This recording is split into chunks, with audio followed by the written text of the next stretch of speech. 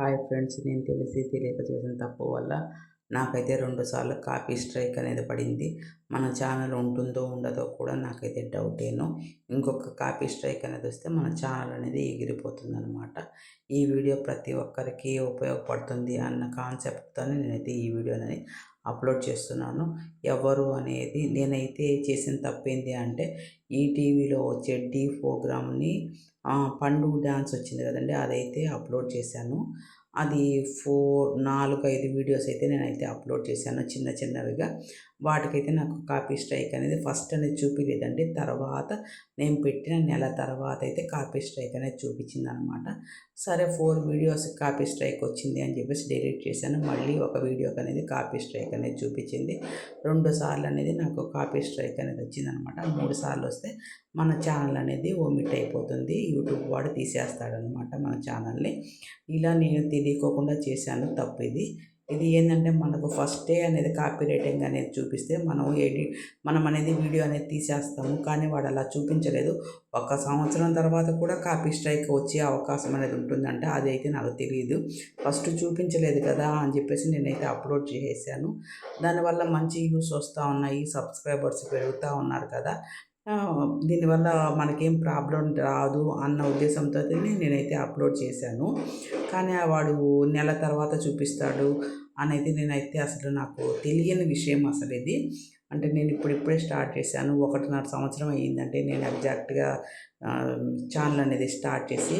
ఈ 1.5 సంవత్సరంలో మనకెప్పుడు ఇన్ని రోజులకి కాపీ స్ట్రైక్ వస్తుంది. అందులో షార్ట్ వీడియోకి కాపీ రైట్ వస్తుందని నాకసలు తెలియదు. వేరే వాళ్ళని అడిగితే చెప్పారు. 1 సంవత్సరం తర్వాత కూడా కాపీ స్ట్రైక్స్ అనేది కొన్ని కొన్ని వాటిలో చూపిస్తాయి. మన ఓన్ కంటెంటే పెట్టుకోవాలి అని నేనైతే ప్రతి ఒక్కటి నా ఓన్ కంటెంటే పెడతానండి. బయట వాళ్ళ కంటెంట్ అనేది నేను చాలా వరకు ఎవరిది తీసుకోను. వాళ్ళు పెట్టమన్నా కానీ ఎప్పుడో ఒకసారి అది వాళ్ళు ఇంకా దేంట్లో అప్లోడ్ చేయమో పెట్టుకోండి ఏం కాదు అంటే పెడతాను. అంతేగాని ఇంక నేను ఏది అనేది పోస్ట్ చేయననమాట. కానీ నేను చేసిన తప్పు వల్ల నాకు జరిగిన పెద్ద పనిష్మెంట్ ఇది. ఇటువంటి పనిష్మెంట్లనేది అసలు తట్టుకోలేని పనిష్మెంటు. ఈ తప్పునైతే ఎవ్వరు చేయబాకండి. చేసి నాలాగా సఫర్ అవ్వబాకండి. నాకైతే చాలా చాలా బాధగా ఉంది. 1.5 సంవత్సరం కష్టపడ్డానండి. మన వీడియోస్ అన్నీ చూడండి. వీడియోస్ ఎంత ఫుడ్ ఐటమ్స్ ఎంత కష్టపడి చేశానో మీకే తెలుస్తుంది. చాలా కష్టపడి ఇష్టంతో కష్టపడ్డాను చేశాననమాట. 1.5 ఇయర్ అయ్యిందండి. 1.5 ఇయర్‌కి మనకు 622 సబ్స్క్రైబర్స్ అయితే మనకొచ్చారు. అలాగే వాచ్ అవర్స్ కూడా మనకు 17,000 గంటలనేది మనకు వాచ్ అవర్స్ 17,000 గంటలనేది మనకు వాచ్ అవర్స్ గాని వచ్చిందనమాట. సబ్స్క్రైబర్స్ బాగానే ఉన్నారు. పర్వాలేదు జరుగుతూ ఉంది అనుకునే టైప్‌లో ఇప్పుడు ఒక బండరాయిలాగా ఇదనేది కాపీ స్ట్రైక్ అనేది పడింది.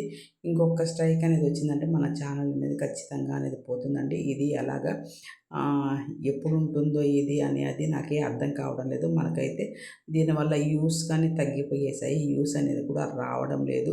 షార్ట్ వీడియోస్‌కి అయితే వస్తున్నాయి కానీ పెద్ద వీడియోస్‌కి అయితే వ్యూస్ కూడా రావడం లేదు. ప్రతి ఒక్కరు నన్ను సపోర్ట్ చేయండి. దీని నుంచి ఎలా తప్పించుకోవాలో అనేది నాకు కామెంట్ రూపంలో తెలియజేయండి. ఇంకొకసారి అనేది నేను ఈ తప్పుననేది మళ్ళీ అనేది రిపీట్ చేయకోకుండా చాలా జాగ్రత్తగా అనేది ఛానల్ అనేది రన్ చేయాలి అని కోరుకుంటున్నాను. ఈ తప్పు నుంచి ఎలా బయటపడాలి అనేది నాకు కామెంట్ రూపంలో తెలియజేయండి. మీకు ఎవరికన్నా తెలిస్తే ఈ ఛానల్ ఉంచాలా లేదా వేరే ఛానల్‌లో అనేది నేను స్టార్ట్ చేయాలా అనేది కూడా నాకు కామెంట్ రూపంలో తెలియజేయండి. నాకైతే చాలా బాధగా ఉందండి. 1.5 ఇయర్ కష్టపడ్డాను. కష్టపడిన దానికి నాకు ఫలితం లేకోకుండా అయిపోయేసింది. చాలామంది నన్నైతే సపోర్ట్ చేశారు. సపోర్ట్ చేసి పెట్టు ఛానల్ అంటే నేను సరే అందరూ ప్రోత్సహిస్తూ ఉన్నారు కదా! పెడదాము, చేద్దాము, మనకు కొద్దిగా ఇంట్రెస్ట్ ఉంది కదా అన్న ఉద్దేశంతోనే చేశాను. నా తప్పుని నేనే సరిదిద్దుకోలేకపోతున్నాను. Thank you.